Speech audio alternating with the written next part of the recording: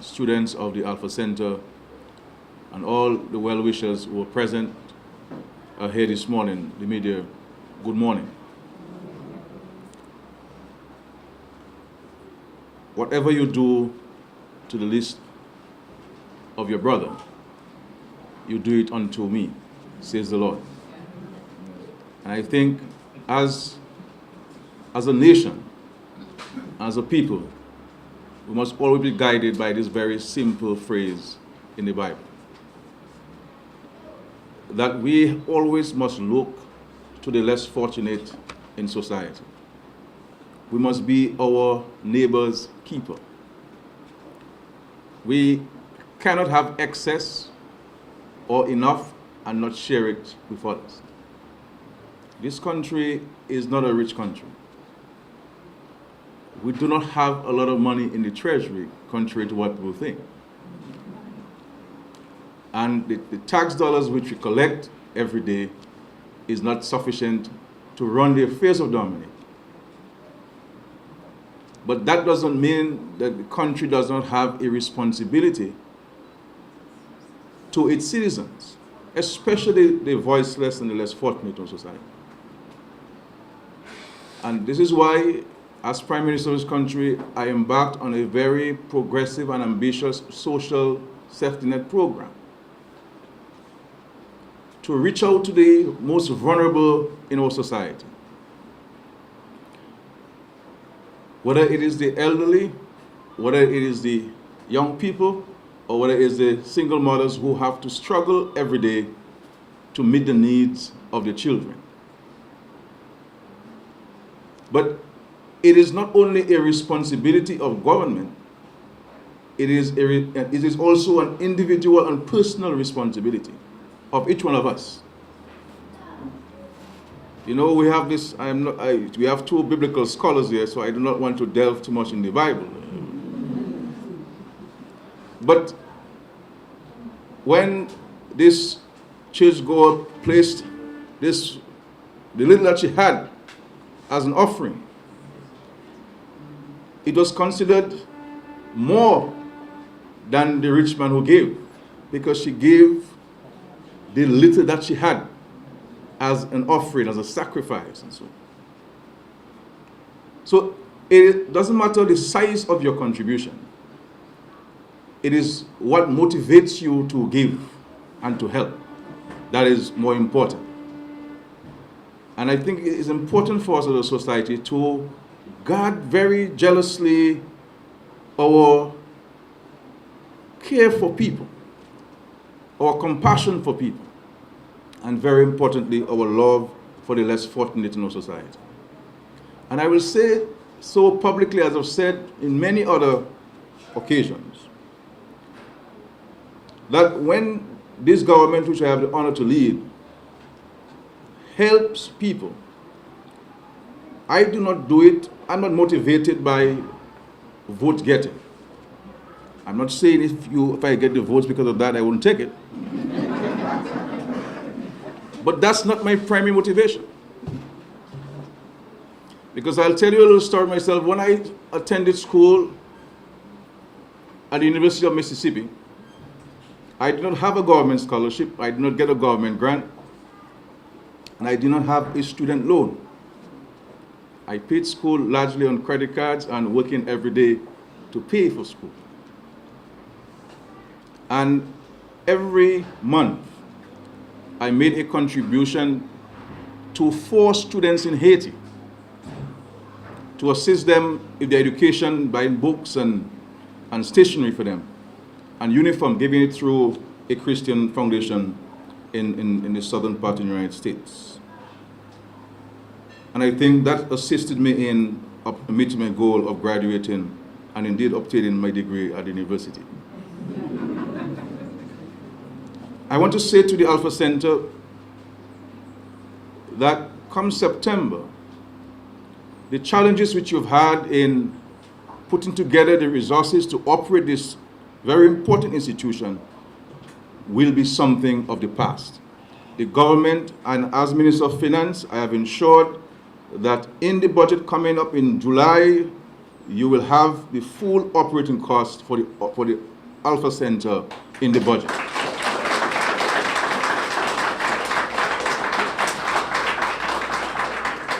And this will be for as long as the Alpha Center is operating in Dominica. I've also ensured in the budget, and we'll provide you with the grant, and you will manage it on our behalf, 2 other items for the Alpha Center, which I promised when I visited you. One has to do with a transportation grant for every student who attends it. And the other has to do with a uniform allowance for every student who attends the Alpha Center. The government will also provide those 2 things. And I've said to the minister, and the CEO is here, and I'm hoping that they're taking copious notes, that the transportation grant will be similar to what we provide to the scholarship holders. It depends on the distance they travel from.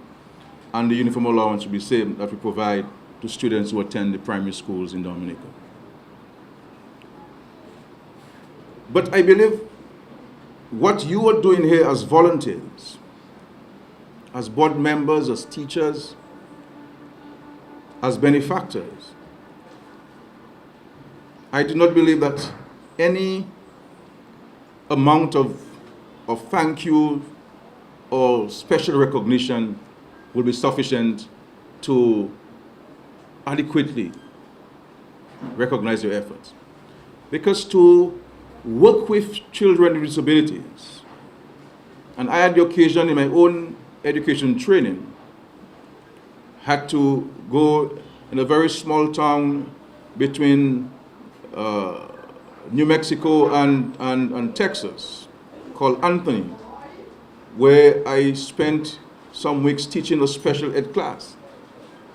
And it requires an extraordinary degree of patience to be able to sit with every single child and go through his own little world and challenges and difficulties and get them to learn something. So anybody who is involved in early childhood or special ed program are special people. And I want to thank you on behalf of all of these students who attend the school for your extraordinary commitment. And I know most of you are retired people who come in there day in, day out to assist with this. And without you, what would the society be like, really? So I really want to recognize that. But we have a lot more work to do in addressing some of the social challenges confronting our country. As you know, when we came into office, the rate of poverty was 39%, and indigence was 10%. Now it's brought down to 3%. And I've said to the Ministry of Finance, do not give me statistics. I want to know the homes, the names of people who are captured under the indigent rate, so that we can go into their homes, go into their way of life, and see how we can get them out of this indigence and so forth. And that's what we're doing. So we're getting the precise homes and names of people so we can deal with their special particular cases. But I want to say to our society that we must not always see things from political lenses. That we must not forget that we are Christian people. And we have a Christian obligation to our people.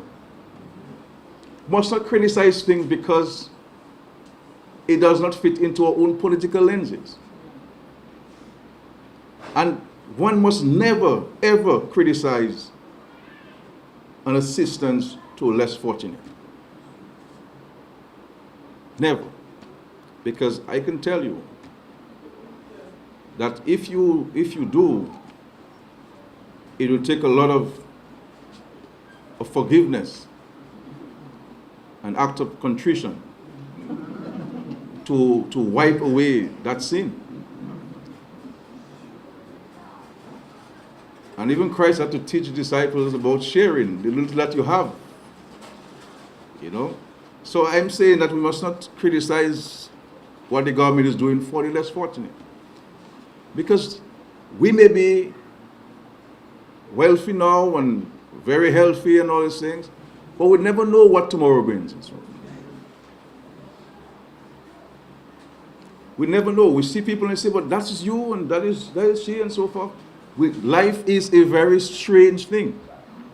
And therefore, if somebody is receiving something now, we must say thank God for that. Because you never know that you may become a recipient of that very same assistance which you are criticizing. And life has some very strange ways of teaching us lessons. So I do not go to sleep worried about criticism that I've received for helping the poor. I go to sleep that the good Lord has placed me in a position where I can help, and with the little that we have, we offer to less fortunate. Whether it is in housing, whether it is in free health care, and so forth. And just to say my final point about education, the minister has brought a paper to cabinet for the review of the education system. And one of the things I've said to him very clearly, which I've said publicly also, is that we need to refocus our education system and place greater emphasis on early childhood education. Provide more resources to early childhood education, both financial and human resources.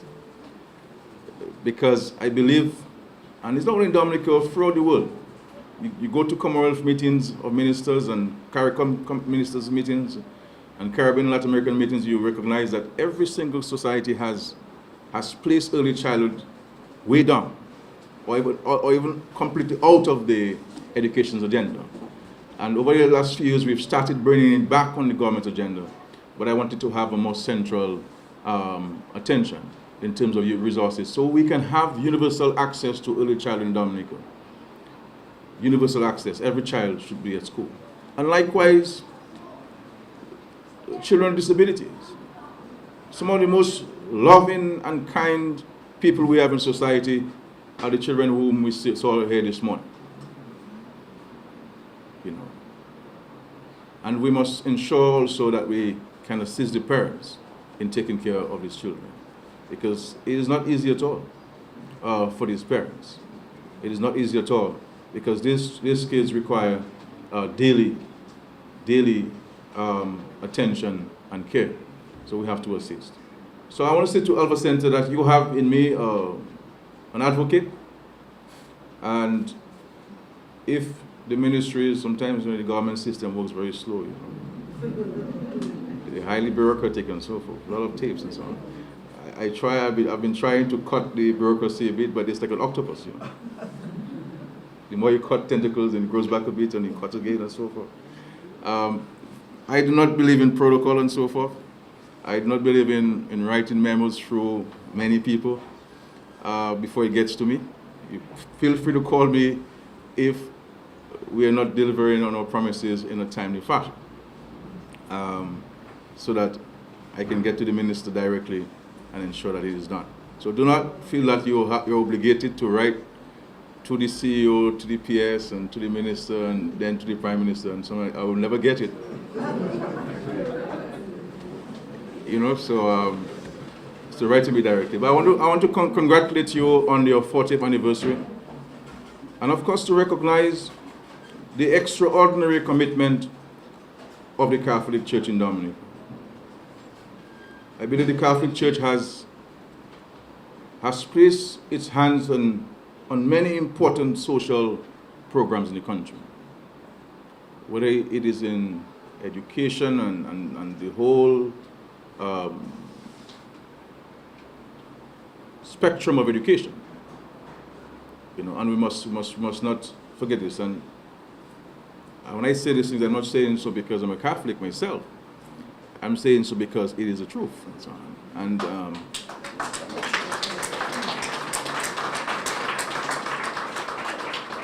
but my Lord Bishop, had I known that you would have gotten so much fire,